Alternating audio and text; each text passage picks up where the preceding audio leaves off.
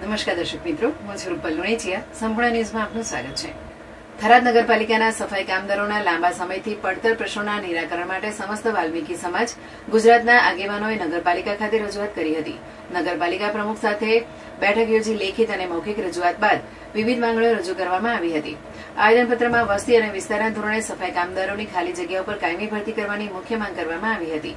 ઉપરાંત સરકારના નિયમો મુજબ તમામ સફાઈ કામદારોને લઘુત્તમ વેતન ચૂકવવા તેમજ રવિવાર અને બુધવારની રજાના નામે પગારમાં કપાત કર્યા વિના દર મહિને 30 દિવસનો સંપૂર્ણ પગાર ચૂકવવાની માંગ પણ કરવામાં આવી હતી.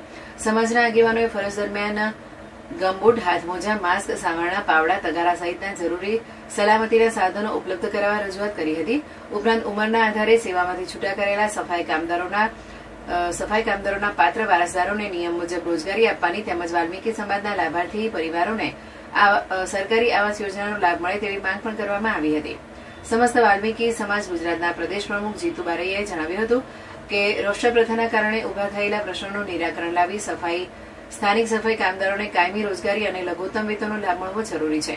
તેમણે જણાવ્યું હતું કે નગરપાલિકા પ્રમુખે રજૂઆતને હકારાત્મક રીતે સાંભળી કાયદેસરની હદમાં જરૂરી કાર્યવાહી કરવાની ખાતરી આપી છે. સમાજ આગેવાનોએ તમામ પ્રશ્નોનો વહેલી તકે નિકાલ કરીને તેમને લેખિત જાણ કરવાની માંગ કરી છે.